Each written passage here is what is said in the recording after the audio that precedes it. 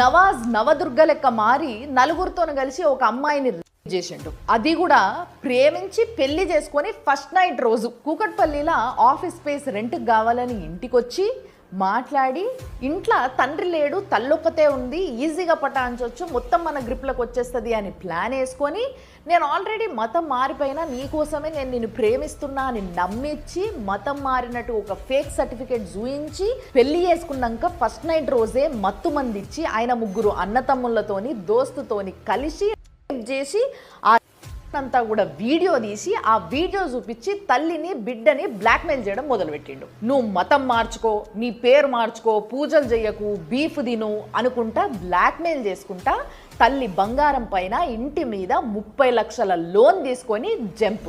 మేలో నవాజ్ అనే వ్యక్తిని కలిసాను సార్ నేను. అంటే ఏమి మత్తు పదార్థాలు ఇచ్చారు తెలీదు, నన్ను అంటే చేశారు సార్ వాళ్ళు. వాళ్ళ తమ్ముళ్ళు మున్నావర్, షారుఖ్, ఇస్మాయిల్, వాళ్ళ ఫ్రెండ్ లీలాఫ్ అని చెప్పి అతను నవాజ్.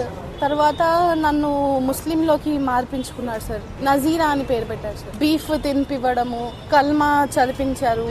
16.7 lakhs తీసుకున్నారు. దాని తర్వాత మళ్ళీ మా మమ్మీ ల్యాండ్ అమ్మిపించారు సార్. మీదికెళ్ళి ట్విస్ట్ ఏంది అని అంటే వాడికి ఆల్రెడీ 2 పెళ్లిళ్ళు అయినాయి. ఇందులో ఒక మంచి విషయం ఏంది అని అంటే తెలుగు మీడియాలో ఉన్న కొన్ని మెయిన్ స్ట్రీమ్ మీడియాస్ మొట్టమొదటిసారి లవ్ జిహాద్ అని ఉన్న స్టోరీని ఉన్నట్టుగా మెన్షన్ చేసిండ్రు. ఒక వర్గం, ఆ వర్గం, ఈ వర్గం ఇట్లా వేస్తుండే వార్తలు. కానీ అట్లా కాకుండా లవ్ జిహాద్ అని వేసిండ్రు. మీరు గమనిస్తే ప్రేమ కంటే కూడా ఎక్కువ మతమే కనిపిస్తున్నప్పుడు దాన్ని లవ్ జిహాద్ అని కాకపోతే ఇంకేమంటారు?